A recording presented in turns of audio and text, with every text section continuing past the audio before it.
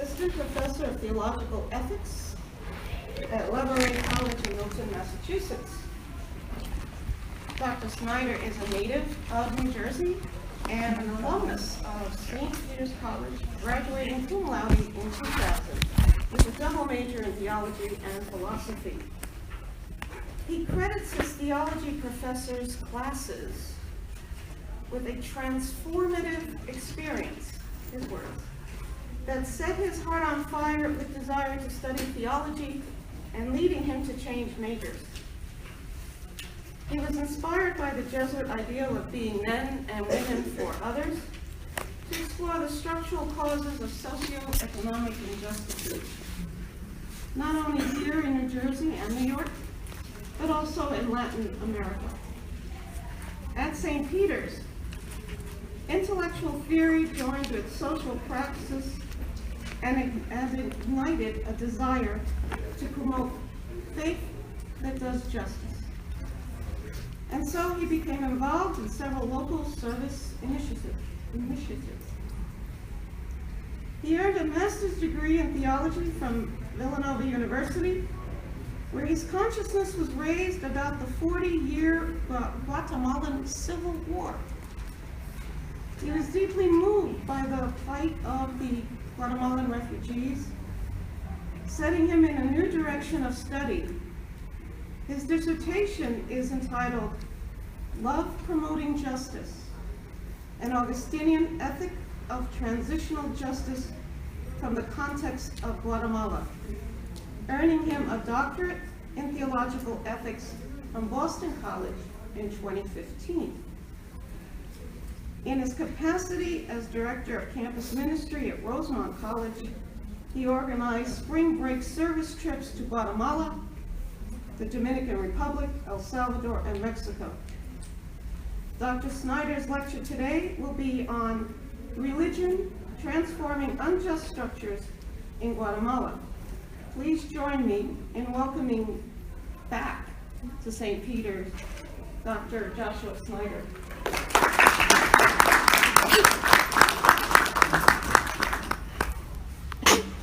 Good afternoon, everyone. It is truly an honor and a privilege to be back at St. Peter's, my alma mater. Really excited to be here. It is wonderful to have all of you students giving up your time to share some time together today to talk about how religion can play a transformative role in civil society to promote justice. Again, just to reiterate Dr. Khaleesi's words, I really want to thank the theology department for providing me an amazing education here at St. Peter's College. I went on to amazing schools, but it really was here at St. Peter's that my desire to study theology began to emerge. In particular, I have to thank Dr. Flynn, Father Bergoletta, and Father Majewski for the wonderful and inspiring classes they gave me during my time here. I'm especially grateful for your time, the students, and you coming together so that we can share a few moments together and reflect on how religion can transform unjust structures. In our time together, I would like to focus on how over the past 60 years, the Catholic Church has used its privileged position in Guatemala to work for social justice and combat injustice in an effort to transform dehumanizing institutions, structures, and practices. My presentation will highlight how the Guatemalan bishops transformed a society divided by 36 years of civil war, as well as how they continue their prophetic role in response to the current ecological crisis. So let us begin our conversation with an analysis of how structures, social structures in particular, can form as well as deform human moral development. According to Daniel Daly, quote, "A structure is an institution, a practice, a value-laden narrative, or a paradigmatic figure that people already find existing or which they create on a national or international level and which orientates or organizes economic, social, and political life," end quote. Structures can either promote virtuous behavior or undermine moral development. Those living in environments of mutual respect solidarity, and love will find it much easier to actualize moral virtue, whereas those living in a hostile environment might find it nearly impossible to realize such moral dispositions. We must be aware of the fact that unjust structures deform our social context, and they thwart our moral development. Structures limit the reasonable possibilities for action that a moral agent has. They are structural precisely because they are not the result of individual intentions or personal failures, but rather they're the result of a context from which one individual can reasonably act. In the face of negative influences, the moral agent can suffer from value blindness, which is an inability to recognize and act for certain positive values. Structures of injustice derive to a large extent from sin, and in turn, they often generate attitudes and forms of conduct that are also sinful.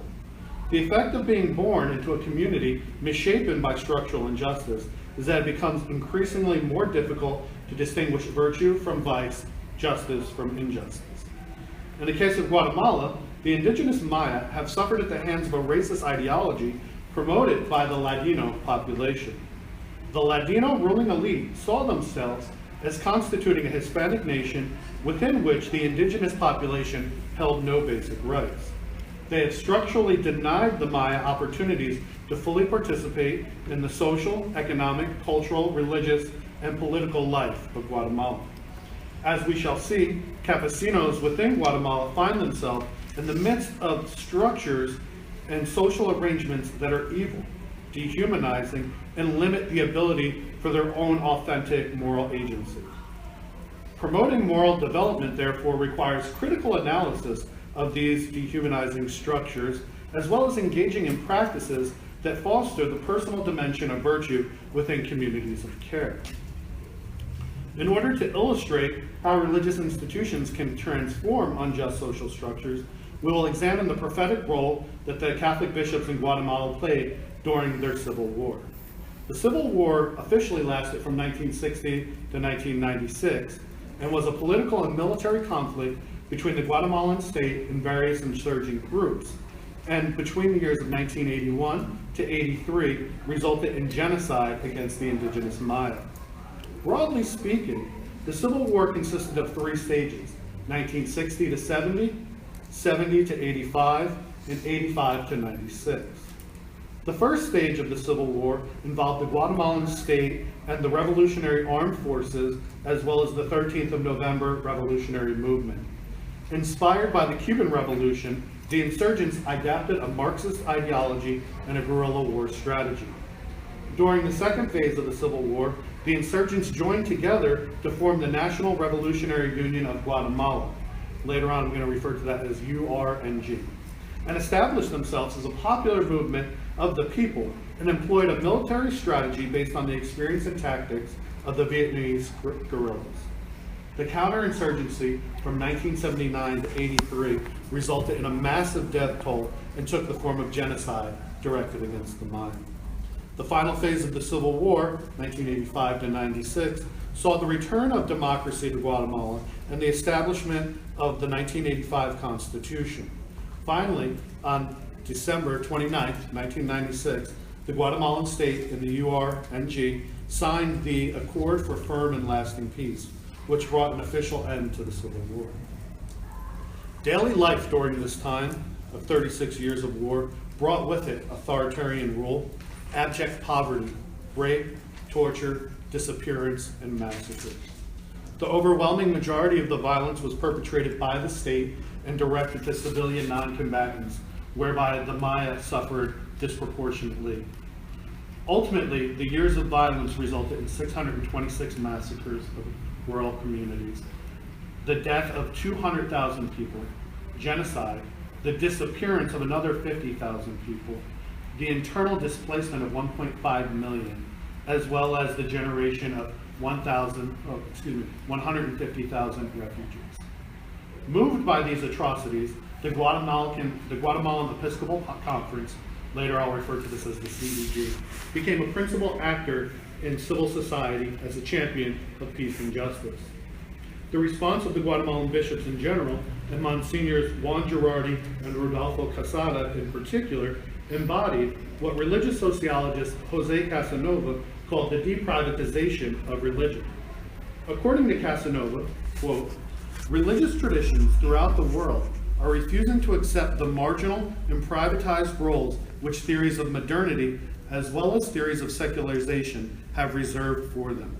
Social movements have appeared which are either religious in nature or are challenging in the name of religion the legitimacy and autonomy of this notion of a primary secular sphere, the state and the market economy. Religious institutions and organizations refuse to restrict themselves to the pastoral care of individual souls and challenge the claims of states and markets to be exempt from normative consideration. End quote. The Guatemalan Church of the 1960s was inspired by the Second Vatican Council, and in particular, the Latin American appropriation of the Second Vatican Council in Medellin. At Medellin, the Church of Latin America opened itself to the concerns of the poor by turning to the social sciences in an effort to examine the root causes of poverty. The conference underscored the need to accompany the poor, develop a renewed sense of community through base ecclesial communities, and offered a unified pastoral effort struggling to promote justice. The Church in Latin America developed an authentically local and contextualized theological approach, the theology of liberation.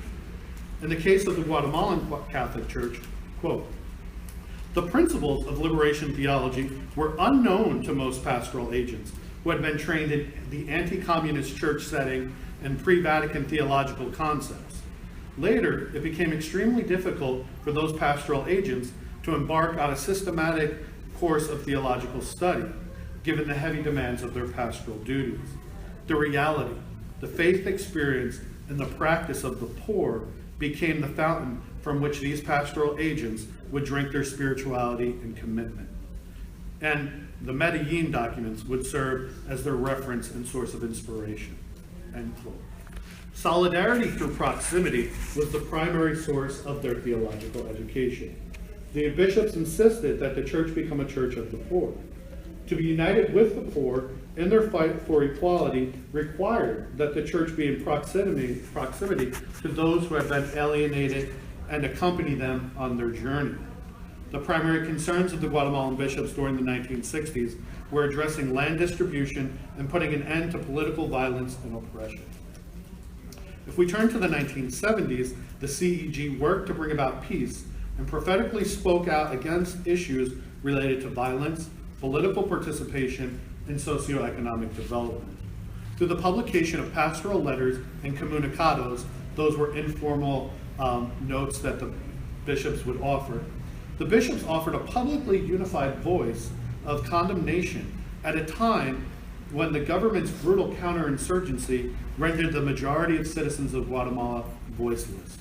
Their collective point of view attempted to be politically neutral, while at the same time being progressive on social economic issues. Because of their work with peasants and the indigenous population, the Catholic Church in Guatemala was a primary target for persecution under the Lucas Garcia and Rios Montt regimes. These military dictators perceived the Catholic Church as a direct threat because it was the church that had birthed many of these local grassroots organizations that were demanding justice. Between November 1976 and December 1977, 143 Catholic action leaders had been abducted and murdered.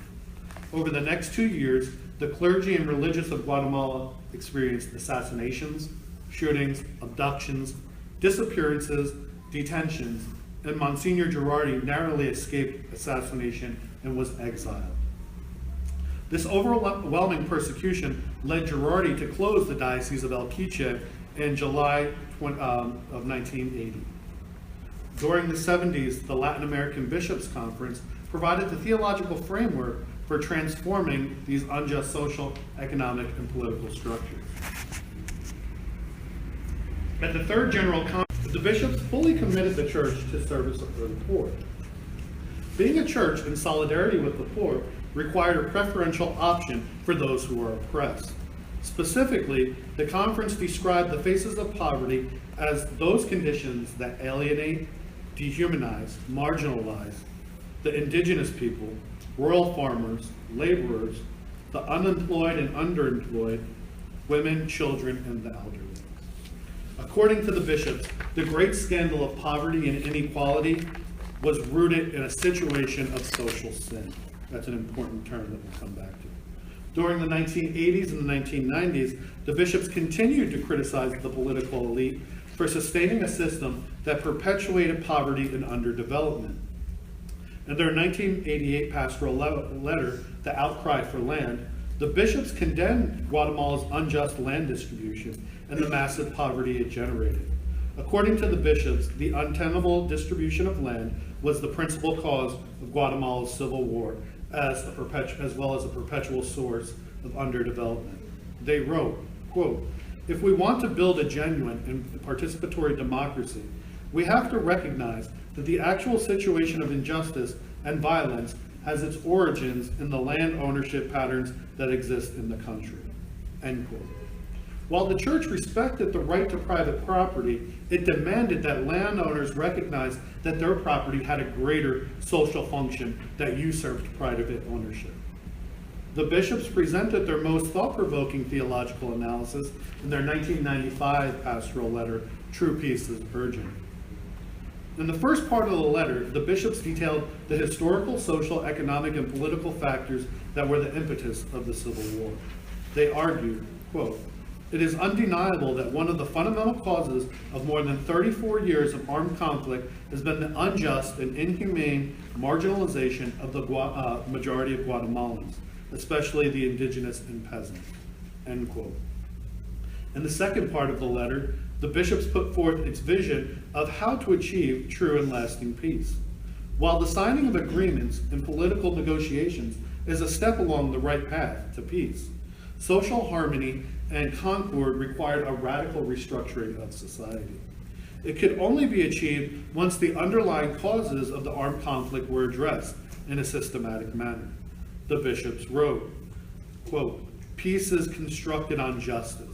If people continue to suffer hunger and injustice, the dignity of persons is not respected, and individual and social rights are violated, then there will always be conflict and discontent that generates violence and division. Peace will be impossible if we try to cover with a veil of lies the painful economic reality of our people." End quote. As the war drew to a close, Monsignors Quesada and Girardi played pivotal roles in the formal peace process of bringing together the Guatemalan state and the insurgent groups.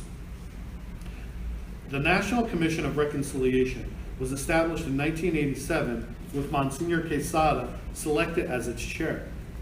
Quesada initiated preliminary talks between both the government and insurgents, acting in his capacity as an inside mediator. As of 1990, the government refused to meet with the insurgent groups. So essentially this brought the peace process to a stalemate. In response to this, Quesada proposed the formation of a national dialogue.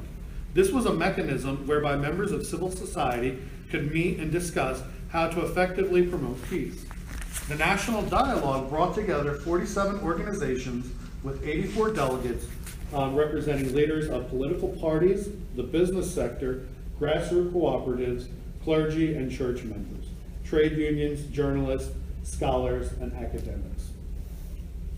Throughout this mediation, Quesada was able to bring together the Guatemalan government and the insurgent groups for the first time for their very first meeting in 1991, when they signed the agreement on the process for seeking peace by political means. The parties agreed to future discussions on the meaning of democracy, economic, social, and agrarian inequalities, the recognition of indigenous rights and cultural identity, and the need for constitutional and legal reform. In 1994, Quesada left the Commission on Reconciliation and was named the head of the Assembly of Civil Society.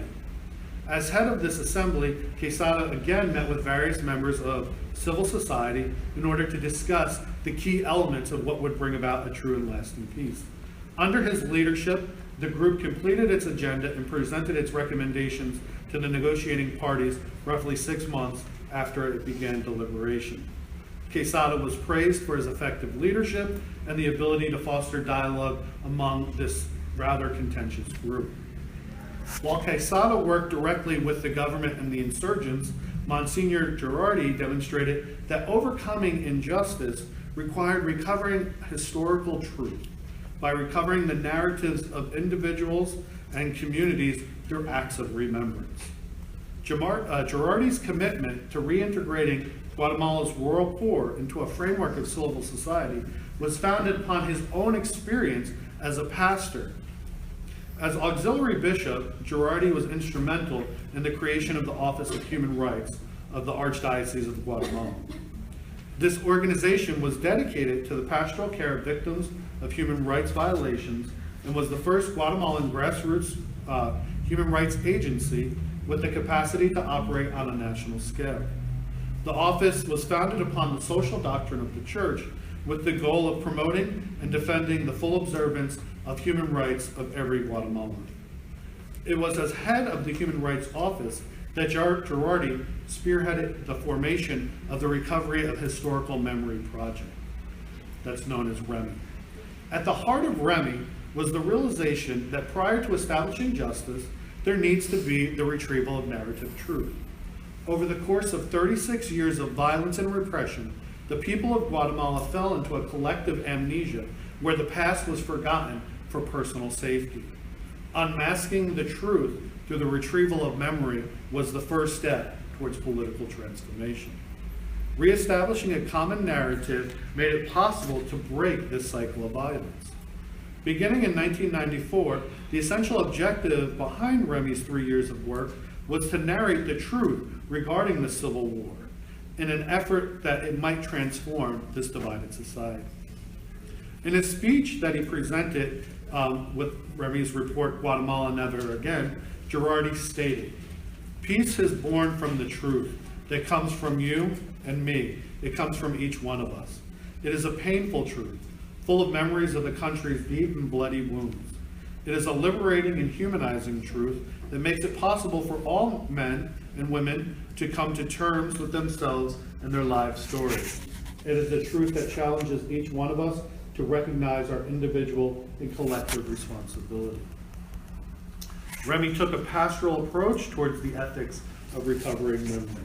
It situated its testimonial initiative within a greater vision of a renewed Guatemala where all citizens actively participated. REMI trained over 800 volunteers, many of whom were indigenous and spoke one of the 23 Mayan dialects, to collect the testimony of survivors. Over the course of their 2-year period, these volunteers were trained to function as reconciliation facilitators. Their training included a historical understanding of the armed conflict, basic training in mental health, and techniques to interview survivors of human rights violations. The goal of this was to empower local men and women to be the driving force behind the initiative. REMI offered a new approach to the retrieval of memory by taking the investigation into the countryside and actively involving the local community. Operating from 13 regional offices, the reconciliation facilitators went into the country to elicit testimony from impacted communities. Finally, on Friday, April 24th, 1998, REMI presented its final report, Guatemala Never Again. The report was based on the testimony they had collected from over 6,000 victims, survivors, and combatants from both sides of the conflict, as well as declassified documents from the U.S. government. The result was a 4-volume report that chronicled over 55,000 cases of human rights violations. The report identified by name over 50,000 casualties of the war. The names of the deceased actually fill the 4th volume of the report. And one of the most powerful findings of REMI was that acts of genocide were committed by the Guatemalan state during the years of 1981 to 1983. REMI's findings directly challenged the military's uncontested position as the center of Guatemalan society. When the report appeared in 1998, no Guatemalan military official or high-level government official had ever been convicted or imprisoned for human rights violations.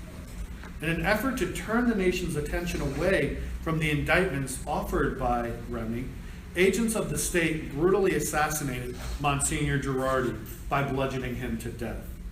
In the early morning hours of Sunday, April 26, 1998, assassins delivered crushing blow of a cinder block to the head of Girardi. By destroying the brain, this was a symbolic action. The brain, understood as the warehouse of memory, was supposed to be destroyed. The government intended to destroy the project of recovering historical memory.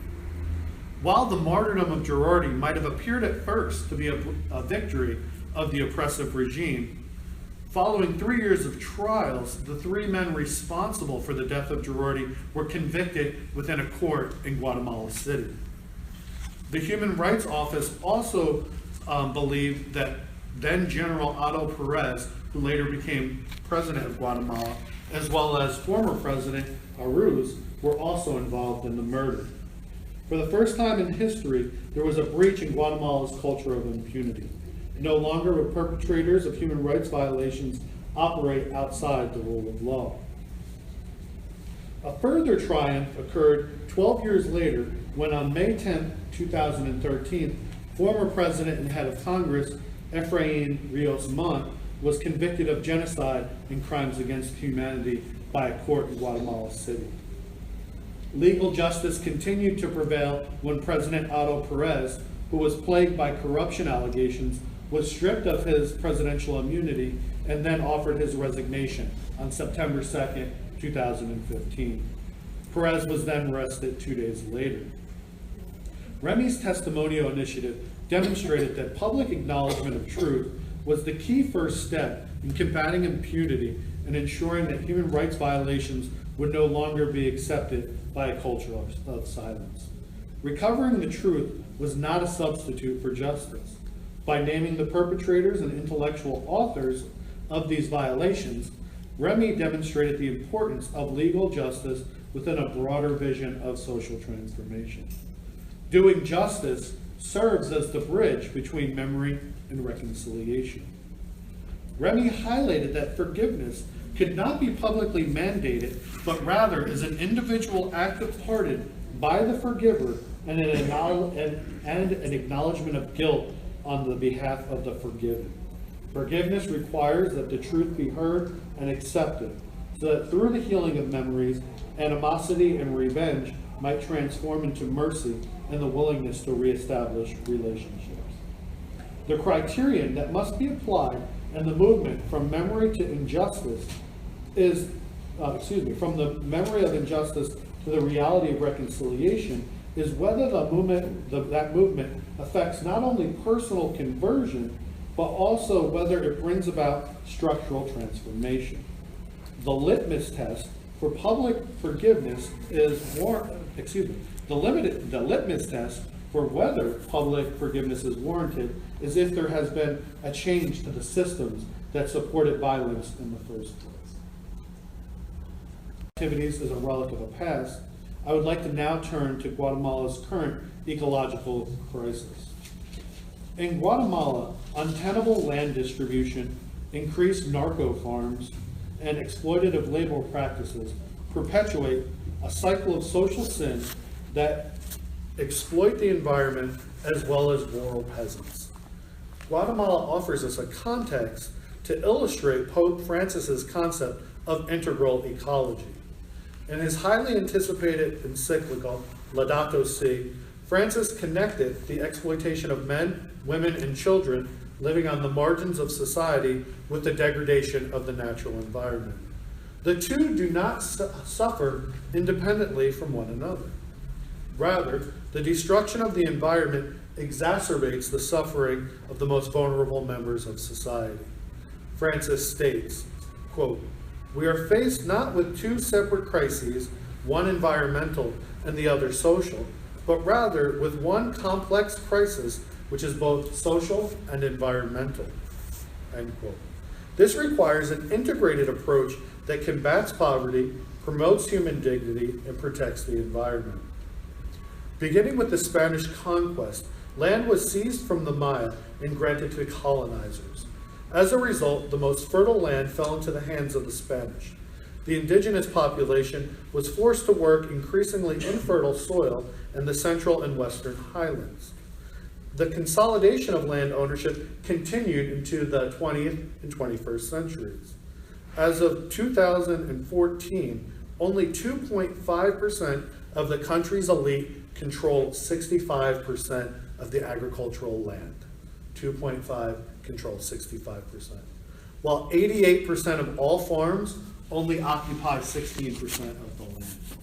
And 41% of land-owning households actually possess a title to the land, meaning 59% have no title to the land they work. According to the 2014 Global Climate Index, Guatemala is one of the top 10 countries in the world affected by climate change. At the same time, Guatemala is one of the most ecologically diverse nations on the planet, with 14 different ecoregions and great biological and cultural diversity. 4 million hectares of subtropic forests are found in Guatemala, comprising roughly 34% of the country's total geographical area. The forested area is the largest in Central America and the second largest contiguous forest outside of the Amazon. While 70% of these forests are located within natural protected areas like the Maya Biosphere Reserve, deforestation is Guatemala's #1 environmental problem. The primary consequence of deforestation is that it exacerbates climate change, and estimates are 25 to 30% of global warming is caused by the reduction caused by deforestation. If we look at Guatemala's deforestation, between the years of 2000 and 2005, Guatemala lost an average of 27,000 hectares a year, which then increased to 68,000 between 2005 and 10. What does that mean? That the rate of deforestation in Guatemala over the last decade has tripled. This deforestation is caused by two main factors: cattle rearing, which is mainly carried out by the Latino population, as well as the slash and burn subsistence farming practices of rural Mayan peasants forced from their ancestral homes. Because the rainforest soil is so poor, it maintains fertility for only 2 or 3 years, which forces the farmers to continue to expand their slash and burn clearing. In addition to clearing forests for agricultural purposes, rural communities are also reliant on wood as their #1 source of energy. 86% of all rural communities still rely on firewood for cooking and heat. An additional cause of deforestation is the rise of narco farms. What is a narco farm? Over the past 5 years, rapid deforestation has been linked to the establishment of narco farms, land which is being appropriated by drug traffickers as they try to acquire a new social status through land and cattle ownership. These drug barons are now establishing a new form of feudalism as they acquire thousands of acres of land and essentially force indigenous laborers into servitude. This competition for land in a country that has never implemented agrarian reform is relentlessly devouring the forest as well as its inhabitants. Solutions to this current ecological crisis will not emerge from one way of interpreting reality. Rather, religious beliefs offer an alternative paradigm for addressing environmental degradation. Over 20 years ago, Max Olschlager made the bold claim, quote, "There are no solutions for the systemic causes of eco-crisis, at least in democratic societies, apart from religious narratives," end quote. Sharing religious narratives builds a sense of community, identity, and sustains practice. Communal praxis, or the ability for members of a group to join together and work on a common project, is essential in carrying out our common home. Is essential for caring for a common home. Likewise, religious beliefs have an enduring power to sustain transformation. It is the prophetic dimension of religious discourse that gives it its potency as mobilizing agents of change because you can act as a moral critic from outside the political power structure. Since 1988, the bishops have been advocates of environmental reform. The bishops of Guatemala demanded that landowners recognize the intrinsic value of the natural environment and that their property had a greater social function that usurped private ownership. We can see congruence with Laudato Si's claim that, quote, the principle of the subordination of private property to the universal destination of goods is a golden rule of social conduct, end quote. God gave the earth to the whole human race for the sustenance of all its members, without excluding anyone. In a quote reminiscent of Laudato Si, the CEG claimed, every campesino has a natural right to possess a reasonable allotment of land, where he can establish a home, work for his family, and secure a living. The CEG offered its most substantive treatment of the root causes of deforestation in its December 2000 pastoral letter. The bishops attacked the president for allowing uncontrolled mining access to the subtropic forest of LP10. The pastoral, called The Cry of the Jungle, maintained that capitalism continues to fuel the daily rape and exploitation of the land. In their analysis, it is clear that violations against the ecosystem and injustices that undermine integral development of indigenous communities are intimately connected. In the 2015 Earth Day message, the bishops expressed outrage with the worsening social, agrarian, and environmental problems in the northeast region of the country.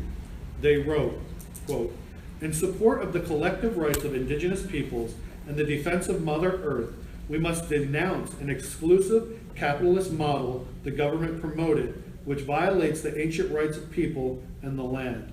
This model has intensified the breakdown of community dynamics and social fabric. It is unfortunate that the defense of Mother Earth, the defense of life, and raising awareness of the most violated and excluded population are seen by our government as terroristic actions and attempts to gain control, end quote. Criticism against the government continued for their granting of mining rights as well as what they called hamburgerization. This is the massive export of meat production for our enjoyment. It is clear that the CEG developed an integral approach to care for the environment and preferential option for the poor. Their critical social analysis looked to economic, political, and social realities that hindered integral development, integral human and ecological development. In its boldest statement, the bishops claim Guatemala is experiencing an ecocide, where economic interests have turned the beauty and richness of lakes and lagoons into sewers, and the suffering poor are doomed to live in conditions of extreme poverty. As we come to our end, I would just like to highlight a few key points. In conclusion, the role of religious institutions in transforming unjust structures is to promote politics with a moral purpose, as well as to cultivate virtuous dispositions among citizens. In challenging the dehumanizing institutions and practices that permeate Guatemala's civil society, the bishops brought together the high moral ideals of love, justice, forgiveness, and reconciliation, while at the same time acknowledging the ever-present reality of sin and human weakness. Guatemalan reality attests to the fact that the more position and prestige one has to protect, the less likely one is to enter with compassionate action a situation in which one's assets are required for the well-being of others. A fundamental insight from Jesus' teaching about the kingdom was that Jesus saw the source of evil in the individual's heart as well as in one's socio-political context. The kingdom, therefore, begins with a transformed human heart, which alone is capable of socio-political transformation and the creation of a new human community. The inability of any political arrangement to achieve true peace and justice should not diminish the desire for finite temporal achievements. The ultimate end of the human person transcends history. Union with God and communion with the blessed in the eternal commonwealth both motivate our temporal activities as well as provide perspective from which to judge their effectiveness. Through the grace of God, we are empowered to incrementally attain closer approximations of authentic social political transformation. Citizens who are motivated and sustained by charity can effect real structural transformation. Better forms of government can be realized, and through its institutions and practices, temporal justice can be achieved. The church, as the community of believers, has a unique responsibility to demonstrate the love of God as experienced in and through the person of Jesus. Christians are called to reshape society according to the law of love. The church is called to define anew its ministry in support of justice and reconciling people. Lastly, religious institutions have the ability to transform human behaviors in ways that go beyond legal systems and political pressure. Guatemalan reality suggests a twofold approach to transforming structures. At one level, there needs to be a transformation of the dehumanizing structure that relegates the nation's most vulnerable citizens to perpetual poverty and underdevelopment. As we have seen, the bishops have taken a prophetic role in demanding an end to the structural injustice sustained by neo-capitalism among the political and economic elite. Because structures of vice limit opportunities for authentic moral agency, they must be eradicated so that members of society can grow in virtue. At a second level, lasting change requires individual members of society as well as communities to undergo an ethical conversion. This conversion entails gratitude and graciousness, a realization that all created reality comes from and is sustained by God, and that all human beings are bound together in love by their Creator. Moral conversion results in a life of virtue dedicated to protecting and caring for the common good.